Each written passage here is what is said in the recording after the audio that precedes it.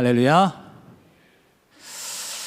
네, 오늘 12월 첫 번째 미랄 기도회, 우리 하나님께서 우리에게 이렇게 허락하여 주시고 우리 주님께서 우리 모두를 이 기도의 자리로 초청해 주시고 인도해 주신 줄로 믿습니다.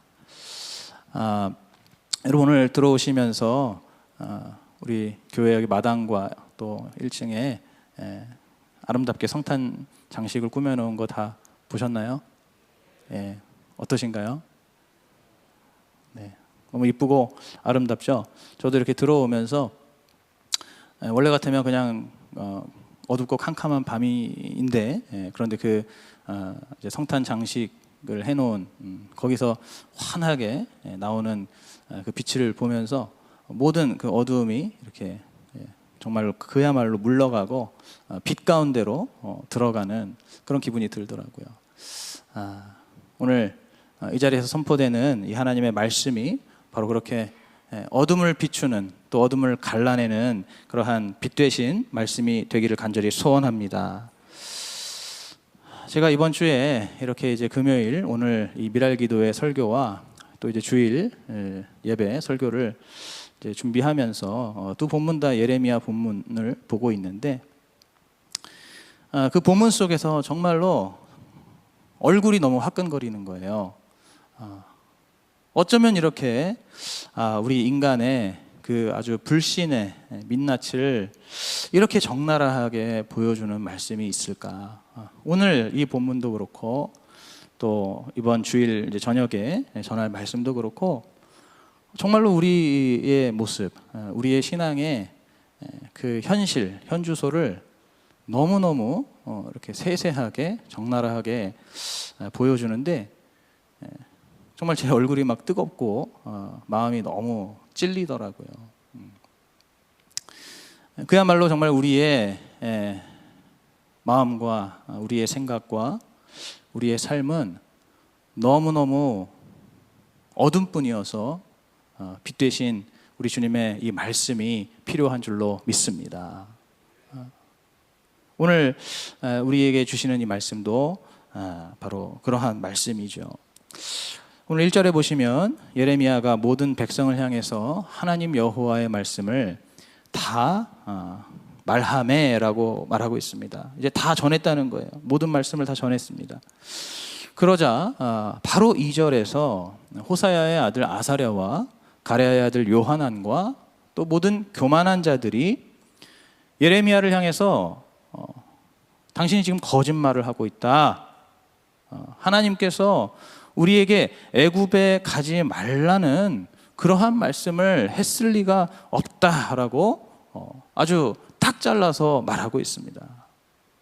심지어는 지금 예레미야 당신과 바룩이 둘이서 서로 짜고 우리를 이 바벨론에 이제 넘겨서 우리 모든 백성들을 다 잡혀가게 하고 또 거기서 죽게 하려고 그렇게 한다면서 그렇게 예레미야를 모함하면서 아예 이 예레미야와 바룩을 두 사람까지 다 붙잡아서 이들이 그 애굽 땅 다바네스로 들어가게 되었습니다. 여러분, 도대체 무슨 일이 있었던 걸까요? 물론 큐티를 하시는 분들은 지금 이 모든 사건의 흐름을 알고 계시겠지만 이 시간에 잠시 지난주에 큐티를 간단히 리뷰하자면 이 가랴의 아들 요하난, 오늘 본문에도 나오죠. 이 요하난이 이스마엘에게 사로잡혀 있던 이스라엘 백성들을 구출했습니다. 우리 아까 전에 오프닝 때 우리 김 목사님도 말씀하셨는데 그렇게 아주 정의로운 행동으로 그 이스마엘의 포로로 잡혀 있던 이스라엘 백성들을 이 요하난이 구해냈어요. 그리고 나서 이들의 행선지를 이제 애굽으로 정했습니다. 그렇게 이제 애굽으로 가는 길에 이들이 예레미야를 찾아간 거예요. 그리고 예레미야를 향해서 하나님의 뜻을 좀 당신이 선지자니까 하나님께 기도해서 우리가 가야 하는 곳이 어디인지 하나님의 뜻을 좀 묻고 또 알려달라고 그렇게 이제 부탁을 했던 겁니다. 그래서 예레미야가 열흘 동안 하나님께 기도를 하고 나서 이제 이 요하난과 백성들에게 대답을 한 거죠. 너희가 이 유대 땅에 여전히 거하면 그러면 내가 너희를 세우고 헐지 아니하며 너희를 심고 뽑지 않을 것이지만 너희가 애굽 땅으로 결단코 들어가 거하리라 하면 너희들은 잘못되리라, 잘못될 것이다, 이렇게 말씀하시죠. 어떻게 잘못된다는 겁니까? 칼과 기근과 연병이 애굽까지 너희들을 따라가서 너희들이 거기서 죽게 될 것이다. 이것이 이제 오늘 우리가 읽은 본문 1절에서 예레미야가 이들에게 전했던 말씀입니다.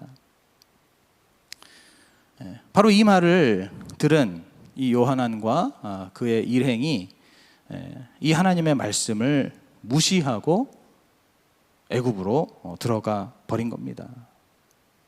사실 이들은 처음부터 애굽으로 가는 것을 마음에 정해놓고 있었죠. 그러면서도 일말의 어떤 기대감을 가졌는지 아니면 조금이라도 그 마음속에 피어오르는 어쩌면 우리가 하나님의 뜻에 불순종하는 것일지도 모른다라고 하는 어떤 그런 불안함을 잠재우기 위해서 예레미야에게 그러한 부탁을 이제 했다고 볼 수가 있습니다. 결국은 그들이 처음에 마음 먹었던 것처럼 그들은 하나님의 말씀에 불순종하고 애굽으로 가고 말았습니다. 이제 오늘 이러한 상황을 바로 가레야의 아들 요하난이 이 상황을 주도했다라고 볼 수가 있죠.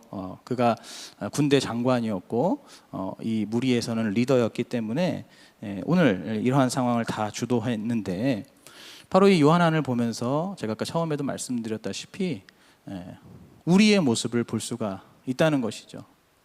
우리의 실체, 우리의 어찌 보면 참 부끄러운 민낯을 이 요하난을 통해서 발견할 수가 있습니다.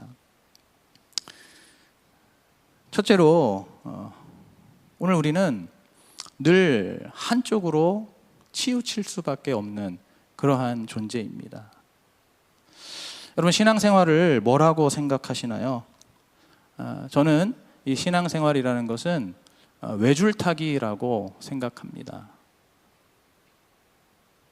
외줄타기를 하려면 어떻게 해야 되죠? 균형을 잘 잡아야 됩니다. 오른쪽이든 왼쪽이든 어느 한쪽으로 조금만 치우치게 되는 순간 그 줄에서는 떨어질 수밖에 없는 것이죠.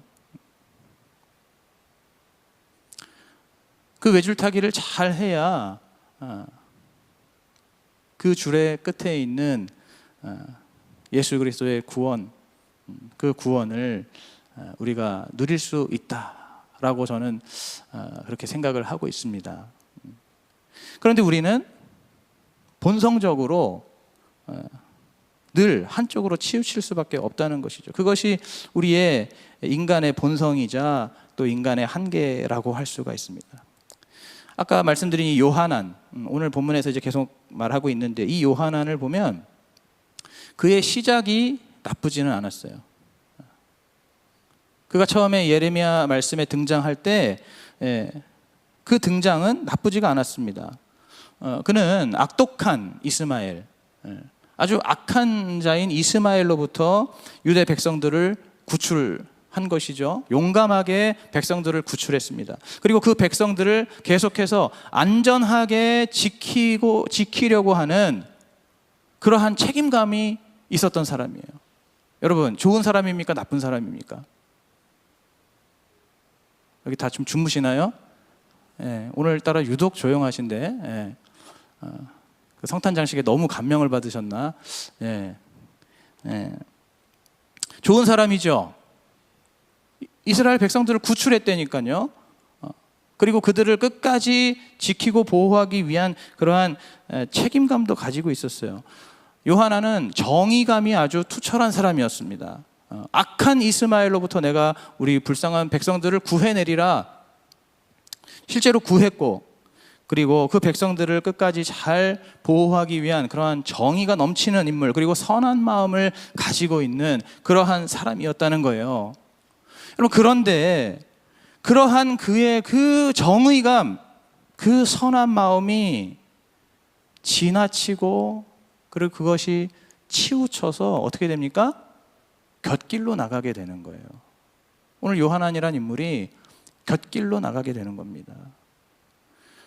이스라엘 백성, 자기가 구출한 백성들을 어떻게 해야 끝까지 지킬 수 있을까? 자기가 스스로 고민하고 여러 가지 많은 생각을 한 거예요. 그러다 보니까 어떠한 결론이 나온 겁니까?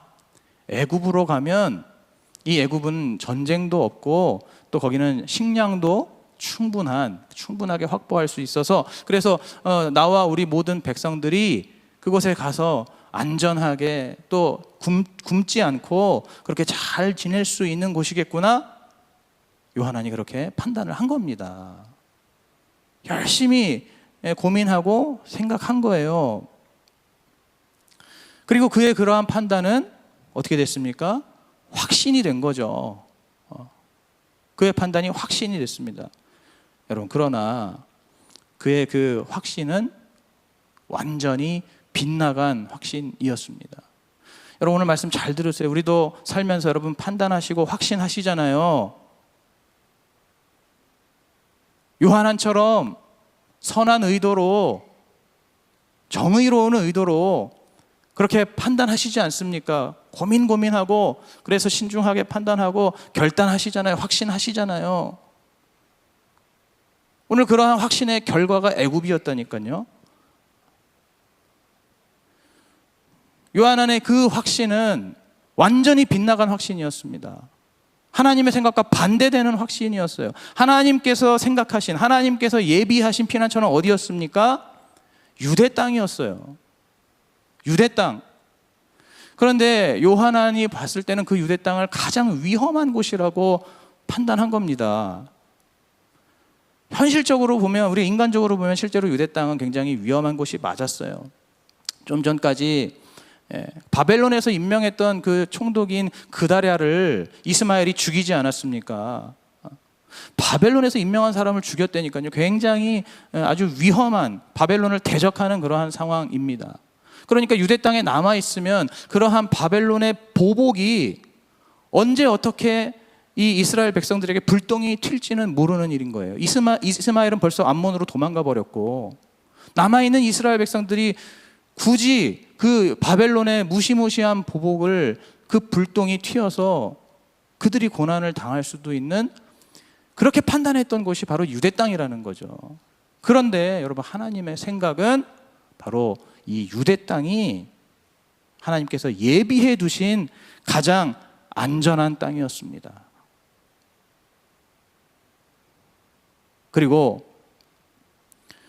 요한안이 그렇게 의지하고 또 판단하고 확신했던 그 애굽 땅은, 오늘 아까 우리가 읽은 본문에서 결국에 나오지만 그 애굽 땅은 어떤 땅입니까? 결국에는 바벨론을 통해서 하나님의 칼이 떨어질, 바벨론을 통해서 하나님의 불이 떨어지게 될 그러한 심판의 현장이었던 것이죠. 하나님은 애굽을 이미 그렇게 결정해 놓으셨다는 것이죠. 오늘 우리 본문에서 읽었잖아요. 예레미야, 네가 놔둔 그 돌 위에 바벨론의 보좌를 올릴 것이다 말씀하셨잖아요. 애굽 땅으로 갔을 때 거기에 너가 돌을 올리면 그 위에 바벨론의 보좌를 세우겠다는 거잖아요. 바벨론 왕 느부갓네살이 사람이 자기 옷을 편안하게 입듯이 이 애굽을 그렇게 완전히 편안하게 점령해 버리게 할 것이다 말씀하시잖아요. 요한안에 그가 참 시작은 좋고 출발은 좋고 등장은 굉장히 좋았는데, 그러한 그의 그 정의감과 그의 그런 어떤 선한 마음이, 이것이 너무 지나치면서 점점 치우쳐서 자기 판단으로 나아가게 된 겁니다. 여러분, 그러신 적 없으세요?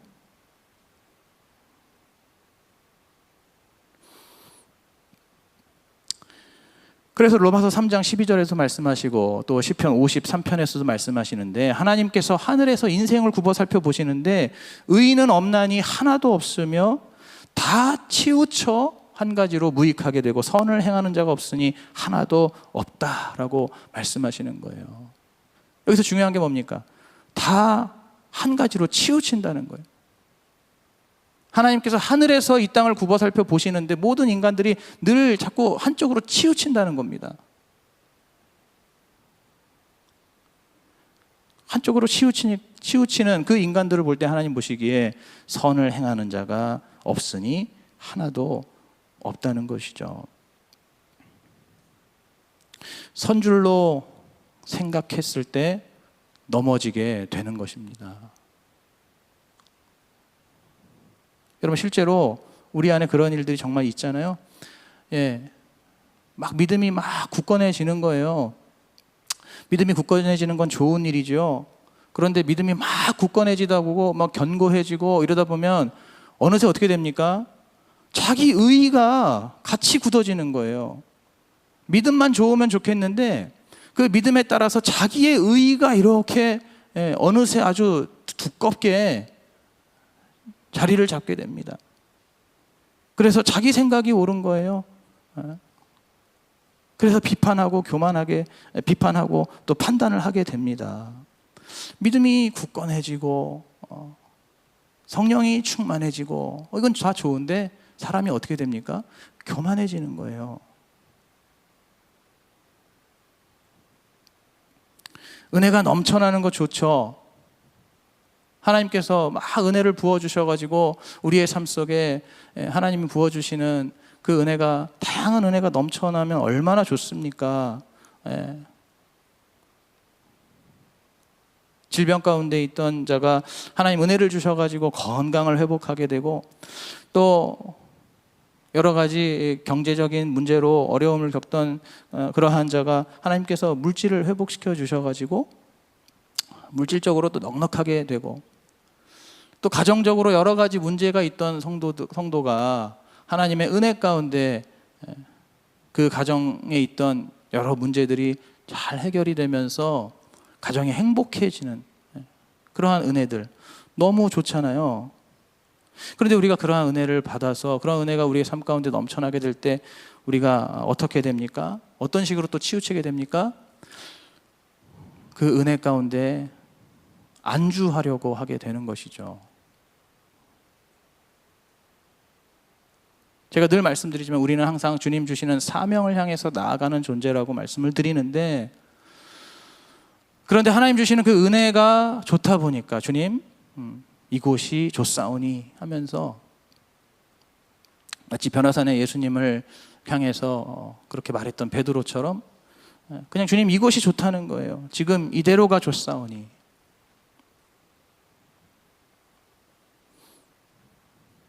그러면서 하나님 주시는 사명에서는 점점 멀어지고, 지금 내 가정이 지금 행복하니까, 지금 그 어느 때보다도 지금 내 가정이 이렇게 행복했던 적이 없는데 하나님 은혜 주셔가지고 우리 가정이 이렇게 행복해졌어요. 우리 부부관계가 이렇게 좋아졌습니다.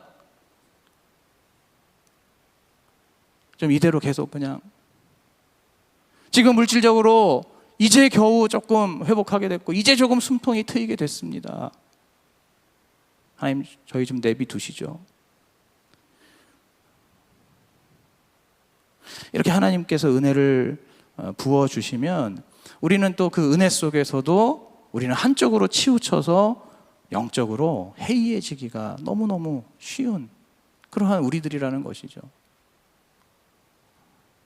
이렇게 아까 요한안을 말씀드렸던 것처럼 요한안이 그렇게 곁길로 빠졌던 것처럼 오늘 우리들도 얼마든지 곁길로 빠지기가 너무나 쉬운 그러한 존재들이라는 겁니다. 여러분 믿으십니까? 인정이 되시나요?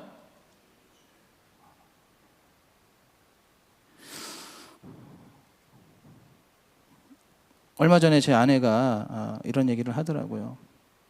뭐 그렇게 심각한 얘기는 아닙니다만은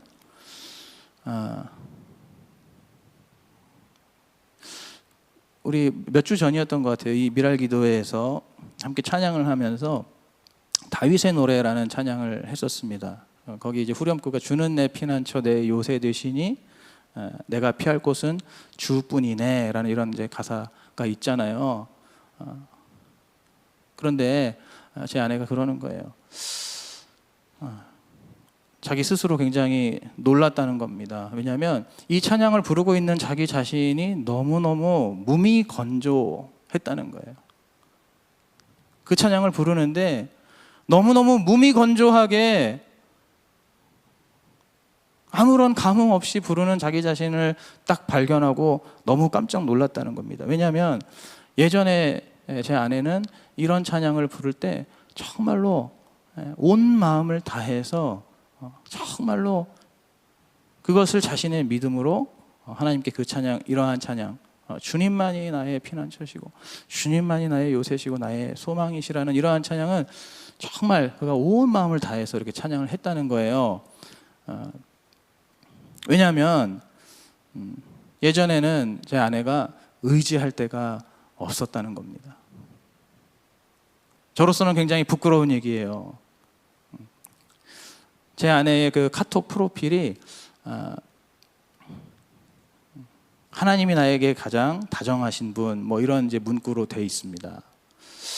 그냥 얼핏 들으면은 뭐 하나님 나에게 다정하신 분, 좋죠. 그런데 여러분 그 문구에 한이 서려 있다는 거 아십니까? 하나님 나에게 가장 다정하신 분. 그러니까 주변에 있는 남편도 쓸모없고 가족들도 쓸모없고 아무도 자기에게 다정한 사람이 없다는 거예요. 이게 반어적인 표현입니다. 하나님만이 나에게 가장 다정하신 분.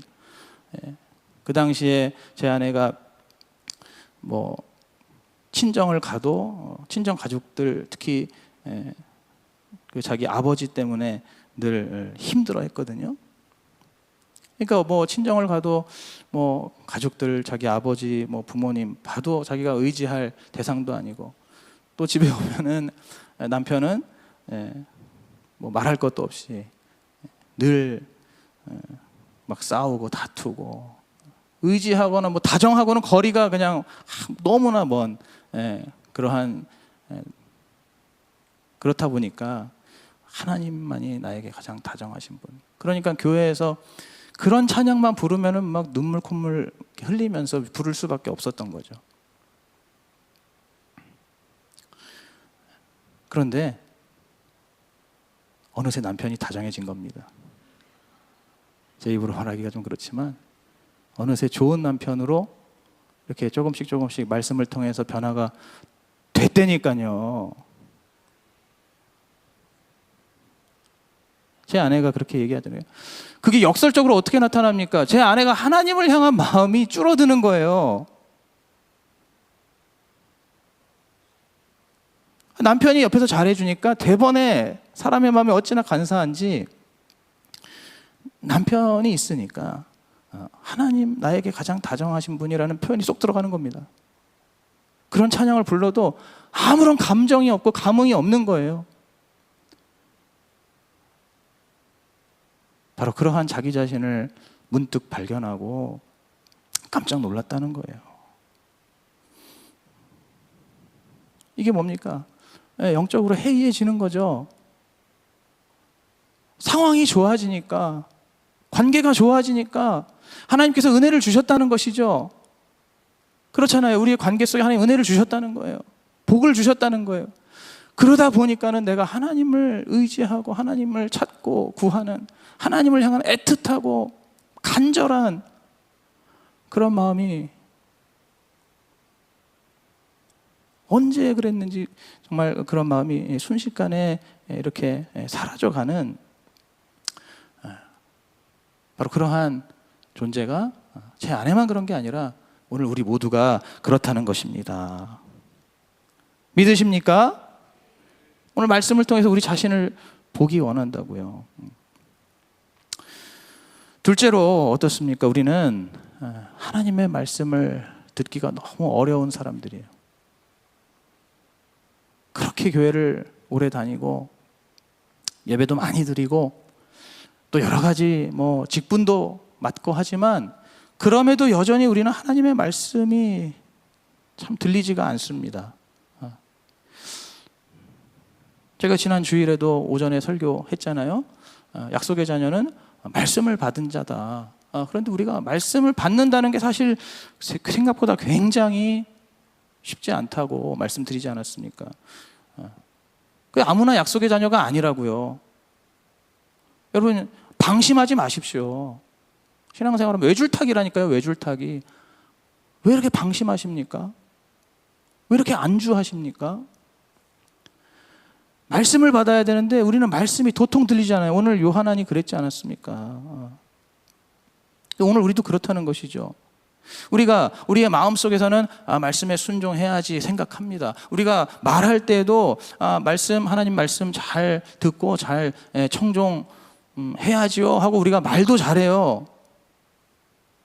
그렇게 평소에 그렇게 신앙생활을 합니다. 일상 속에서는 그렇게 우리가 신앙생활 하는 것처럼 보여져요. 그런데 정말로 그 사람에게 혹은 그 인생 속에 결정적인 상황이 딱 닥쳤을 때 어떡합니까? 그때 가서 갑자기 자기 생각과 자기 뜻이 팍 튀어나오는 거예요. 결정적인 상황이 와봐야 아는 거예요, 사람은. 평소에는 모릅니다. 정말 결정적인 어떤 고난, 결정적인 실패, 결정적인 어떤 사건을 맞닥뜨렸을 때 그 사람의 진짜 믿음이 나오는데, 그 사람의 본심이 나오는데, 우리는 대부분 그때 내 생각, 내 뜻, 내 기준, 내 판단을 따라서 그렇게 결정해 버린다는 거예요. 말씀을 등지고, 그래서 때로는 목사님의 말씀도 등지고, 전도사님의 말씀도 등지고, 또 우리 교구장님의 말씀도 등지고, 큐티하는 말씀도 등지고, 아무리 말씀을 전해도 말씀이 들리지를 않는 겁니다. 자신의 그 경제관이 따로 있는 거예요. 자신의 물질관을 따로 갖고 있는 겁니다. 교회에서 아무리 물질에 관한 설교를 해도 자신의 그 물질관이 그게 굳건한 거예요. 또 어떤 분들은 자신의 정치관이 그런 식으로 굳어져 있습니다. 아무리 말씀을 전해도 자신의 그러한 정치관이 바뀌지를 않는 거예요. 오직 성경에 근거해서 말씀을 전해도 자신의 그 생각이 바뀌질 않습니다. 심지어는 종교적인 부분, 신앙적인 부분, 이러한 어떤 신념도 어찌나 완고한지,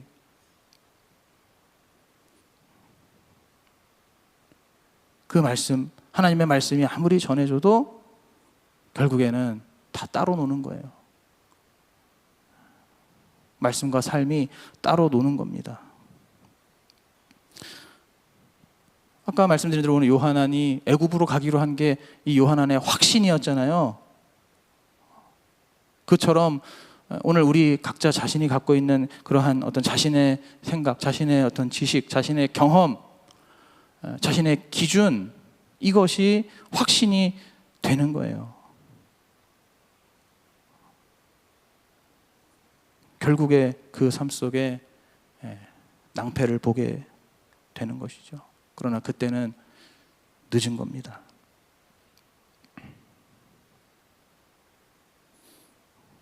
그 잘못된 확신에 사로잡힌 요한안, 이 요한안도 바로 이런 결정적인 상황에서 하나님의 말씀을 딱 잡아떼고 듣지 않습니다. 이들이 예레미야를 처음 청할 때, 예레미야에게 처음 갔을 때 이들이 했던 말이 있어요. 오늘 본문은 아닌데 우리 한번 예레미야 42장 5절 6절 말씀 화면에 준비됐나요? 네, 우리 같이 한번 읽어보겠습니다. 시작.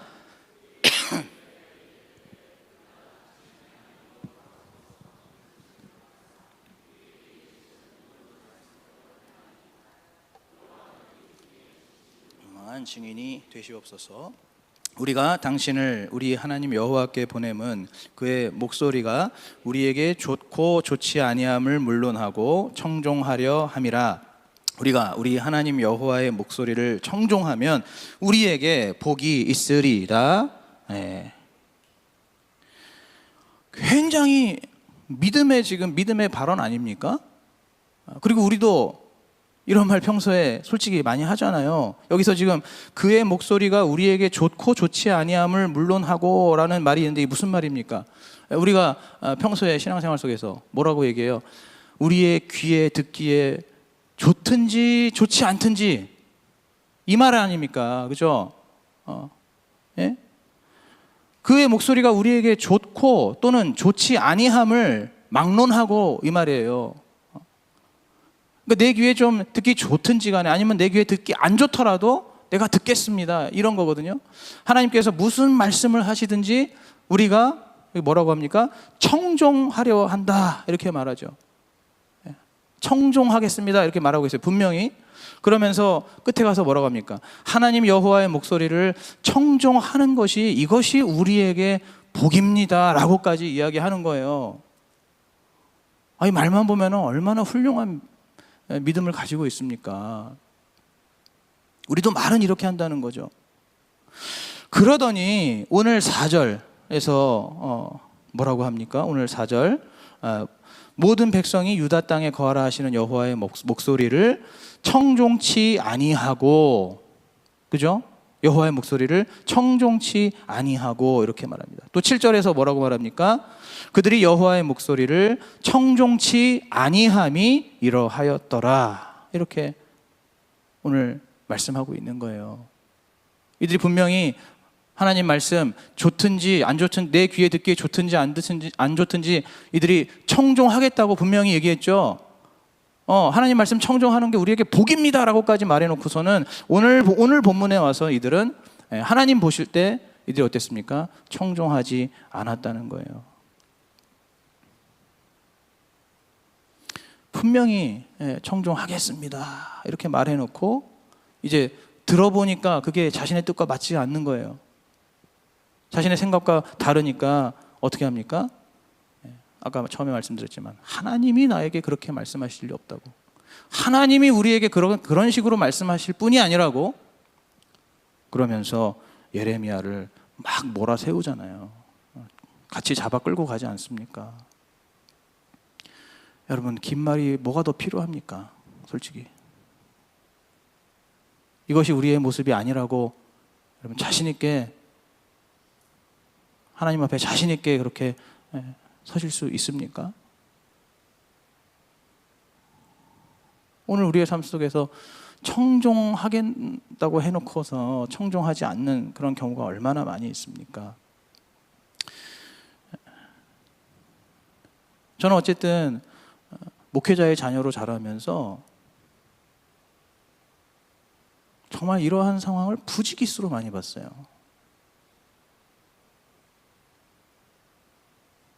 어린 제 눈에 보기에도 너무나 참 황당하고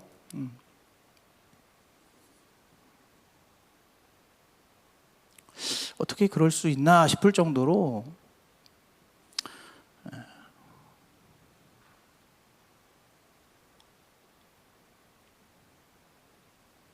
이런 식으로 하나님의 말씀을 듣지 않고 자기 뜻대로, 자기 생각대로, 자기 판단대로 그렇게 끝까지 자신의 고집대로 나아가는 그러한 경우들을 너무너무 많이 봤습니다. 제가 지금 담임 목회를 한 건 아직 1년도 채 되지 않았지만 저는 그 전에 어릴 때 교회 안에서 그런 경우들을 너무너무 많이 봤다니까요. 그래서 저희 부모님이 그것 때문에 소갈이 하시는 것도 너무너무 많이 물론 티를 별로 안 내시지만 어떻게 티가 안 날 수 있겠어요? 제가 크면 클수록 더 잘 보이죠. 수도 없이 봤습니다. 수도 없이.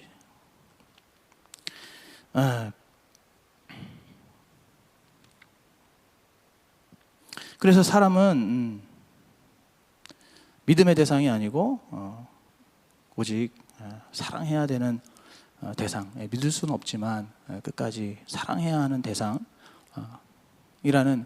그 말을 전 너무너무 그 말이 절절하게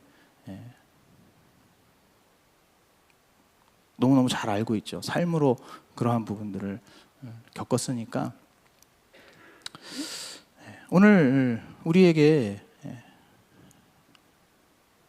이러한 부족함과 연약함이 있다는 것을 우리 주님 앞에 오늘 우리도 언제든지 그럴 수 있는 사람이라는 것을 오늘 주님 앞에 정직하고 겸손하게 고백하는 이 밤이 되었으면 좋겠습니다. 여러분, 지금 안 그런다고 해서 그게 그런 게 아니에요.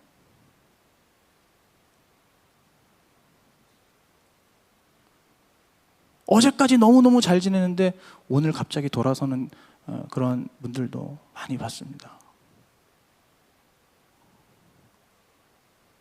하루 전까지도 티가 안 나요.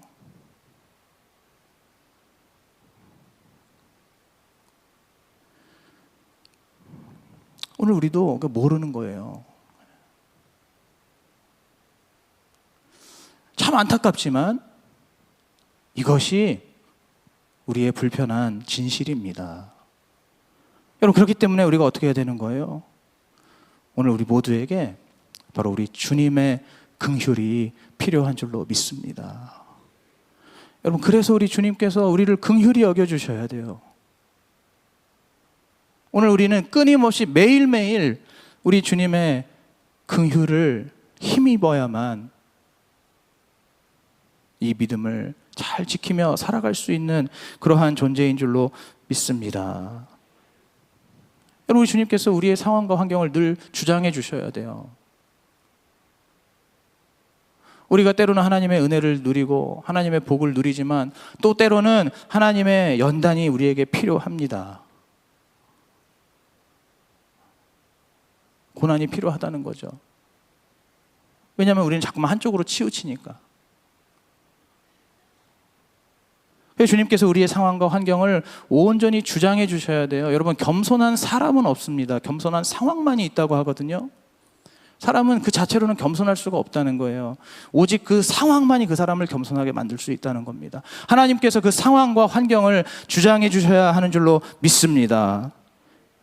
우리가 한쪽으로 자꾸 치우쳐서 어느새 자기 의에 사로잡히거나 또는 어느새 적당한 상황에 안주하여서 우리가 곁길로 빠지지 않도록 우리 하나님께서 오늘 여기 있는 우리 모든 분들의 모든 상황과 환경을 온전히 주장해 주셔야만 우리가 정말 끝까지 주님 주신 사명을 감당하는 인생이 될 줄로 믿습니다.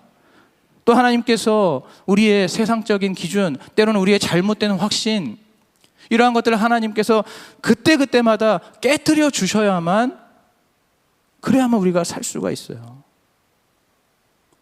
우리가 잘못된 고집, 그 아집, 그 완고함으로 똘똘 뭉쳐서 하나님의 말씀을 듣지 못하고 굳이 그 애굽 땅으로 기어코 들어가게 된다면 결국 그곳에서 하나님의 심판의 칼을 피할 수가 없는 것입니다. 하나님께서 우리 안에 있는 그러한